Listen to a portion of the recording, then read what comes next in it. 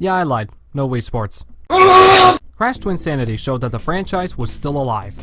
It gave fans something they haven't had since the days of CTR. Hope.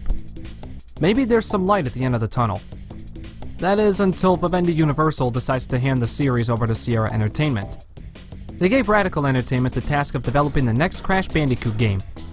These guys are known for their popular Simpsons games, Hit and Run and Road Rage. So Radical decides to combine their powers from both games to create Crash Tag Team Racing, a game that clashed platforming and racing together.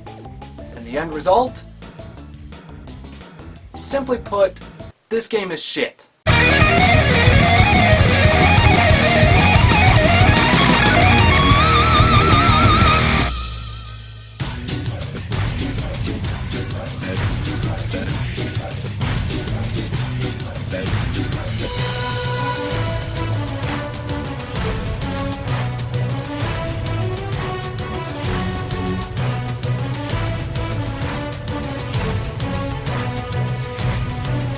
Crash Tag Team Racing was released on October 19, 2005 for the PS2, Xbox, GameCube, and for the first time in the series, the PlayStation Portable. It's a platformer racing crossover, which sounds awesome, but this game made it not awesome. The racing in this game is actually the only fun part about it. There are a lot of problems I have with this game, so the problem counter is back once again. Starting with problem number 1. The intro is not an FMV. It's just a generic gameplay montage. In races, you can compete for power crystals and Wampa tokens. Wampa tokens can be used to purchase items, skins, power crystals, and more.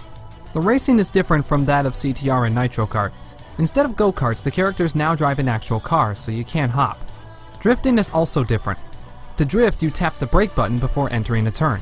Doing so will start drifting your car into the turn. Drifting without hitting a wall causes this meter on the bottom to fill up. This is your boost meter. When it's full, you can push circle to get a huge boost for a short time. However, this is not the ideal way to race. The real way to win the race is to clash with an opponent. By pressing triangle near an opponent, you'll clash together, turning the two cars into one. The game then turns into Double Dash, only with weapons. Yeah, actual weapons. That kill people. Anyway, while you're doing this, you're racking up some huge points and at the same time making the races incredibly easy, even on the hardest difficulty. Although, it's still a lot of fun. Some weapons like Cortexes are extremely useless, while others like Engine's rockets are completely broken. Seriously, you only need to launch one or two of these in order to kill someone. But the racing is still a ton of fun, and I really enjoy going in and shooting shit. Now, with how I've been building up the racing part of the game, you would think that I like it. But then problem number 2 comes in. You can't do any racing before entering the park. In a game called Crash Tag Team Racing, I want to just jump into the first couple of tracks to get a feel of the game. But nope, I have to go through the fucking park first. This is where the positives end. In this mode, we get introduced to the main story, which, like all other Crash games before it, is nothing of importance. But I'm gonna tell you anyways, because fuck you. The story is, a theme park is holding a racing competition to acquire the power gems that were stolen from the park's generators. We are introduced to 3 new characters who get the Rillaroo treatment. This is the park owner, Ebenezer Von Clutch, accompanied by his teammate Pezzadino Opossum and his mascot Willy Wumpacheeks. Whoever recovers all of the power gems will win the rights to the park. Conveniently, Crash and all his friends and foes, except for Tiny and Dingodile apparently, crash into the main entrance, accepting Von Clutch's challenge and sending off to collect the gems. Problem number 3. The game gives you the first gem right away. I would have at least liked to do something to earn it other than the opening tutorial. This introduces the platforming portion of the game. Problem number 4? The platforming is shit. It's not just to pair it with the controls. The game as a whole just looks awful. Some of the models in this game look horrendous. For fuck's sake, Crash doesn't even have individual fingers. You could tell this game was rushed. Throughout exploring the park, we can also get and complete side missions to unlock the other 7 characters. The roster includes Crash, Cortex, Coco, Crunch, Nina, Pasadena, Engine, and Von Clutch. That means there's only 8 playable characters. That is problem number 5. CTR had 15 racers, and Nitro Kart had 16. 1999, 2003, 2005. Unfucking acceptable. So now we enter the first of 5 worlds in the park. This is when we get introduced to the game's stock enemies. Ninja penguins. Fucking ninja penguins. Why? Get used to going around on foot because you'll be doing this for the majority of the game. That is called Tag Team Racing, by the way. There are 5 worlds: Mystery Island, Happily Ever Faster, Tyrannosaurus Rex, Toontown, and Astroland. Each world has 3 tracks, all of which are named so poorly, such as Deep Sea Driving. That was literally taken from the name of the far superior track from Nitro Kart, as well as every single space track involving Uranus. Newsflash, there is nothing funny about Uranus. None of the platforming is fun, nor is it challenging. Collecting enough power crystals allows us to access the jump pad, used to recover the stolen power gem. Do this 4 more times and the game is over. Towards the end, we find out that Willy Wumpacheeks is responsible for stealing the gems, and fucks off to Astroland with Von Clutch's black power gem, which he needs or he will die. Problem number 6. There is no consistency with the cutscenes. It shows Von Clutch dying before we even enter the last world, yet he still shows up in the races unscathed. Aren't you supposed to be dead? Anyway, we catch Willy and deactivate his escape pod before he can flee. Cortex and company show up, Crash throws a chicken, I hate chicken. and the Bandicoots win the park ownership, which they give right back to Von Clutch. And that's the story. Stepping outside of all that, everything else is just stupid. In the park, we can discover minigames, which are the worst, except for bowling. I like that one. Also, the characters in this game are fucking annoying. Radical fucked everybody up in this aspect.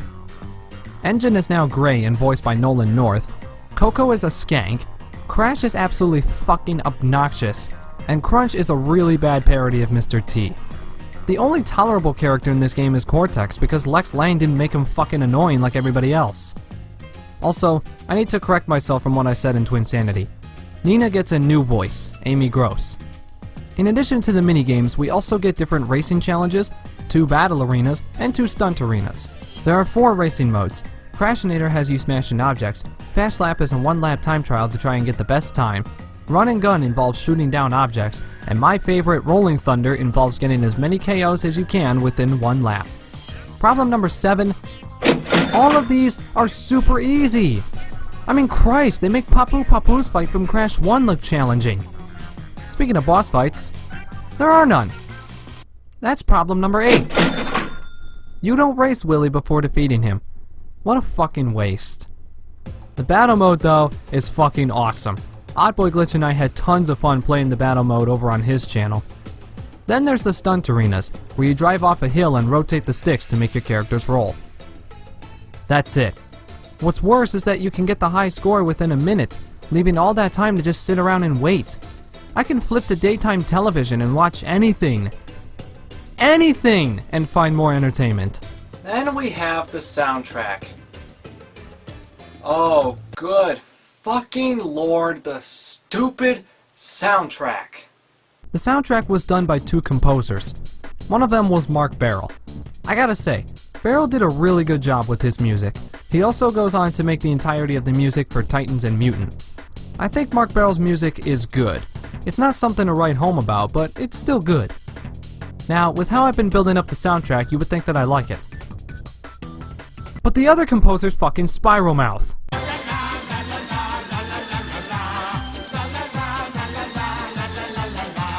Kill me, please. Look, I like acapella, and I like Spiral Mouth's work on Twinsanity. But they are so fucking annoying in Tag Team Racing. It's like they stopped giving a fuck and just made random noises. Most of the soundtrack, especially Toontown's theme, are just unbearable. Hey, that's a pun. Seriously, I would rather listen to Metallica's Saint Anger on loop. It's that bad. And then we get to the humor that this game offers. Where Twinsanity gave us this, I've ruined the lives of so many. I can't be expected to remember them all. Tag Team Racing gave us this.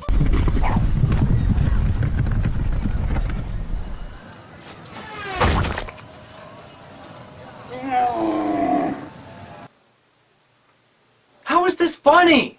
Sure, this game is aimed towards kids, but come on, what fucking 5-year-old is gonna find fart sounds funny? Actually, all of them. You spin me right round, baby, right round, like a record, baby, right round, round, round. Speaking of which, you can do that in the loading screens. Yeah, by pressing X and triangle, you can make burp and fart sounds. You can also adjust the pitch by holding up or down on the analog sticks.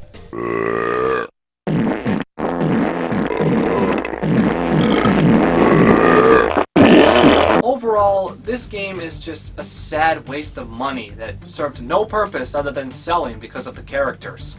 I'm almost certain that this was another Radical game until someone in the room said, "Hey, let's put Crash Bandicoot in our game. Kids will want it for sure." While the racing and multiplayer are definitely fun, it gets incredibly overshadowed by all the other pathetic shit in this game. The platforming is terrible, the characters are obnoxious, the graphics make Wrath of Cortex look fantastic, the music is mediocre, there is little to no replay value, the story is short, and the game as a whole is a major step backwards from Twinsanity. And to think, I used to like this game for the longest time, but now, I just can't. I give Crash Tag Team Racing 2 out of 10.